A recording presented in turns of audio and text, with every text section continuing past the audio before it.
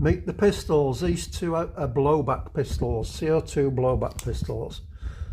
Colt 1911 based on, and that's BB gun. I've got the Gamma C15. I think that'll shoot steel BBs and pellets. All 177 these.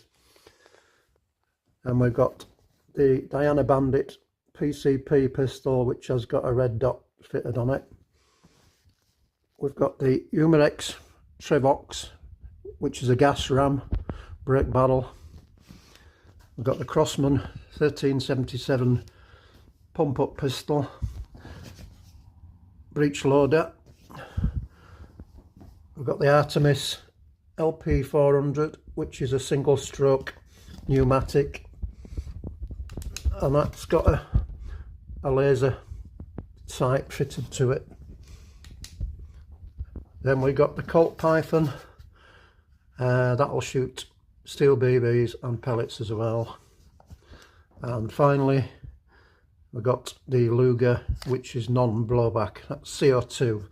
So that's CO2, that's CO2, that's single stroke pneumatic. Pump up, gas ram, PCP, CO2, CO2.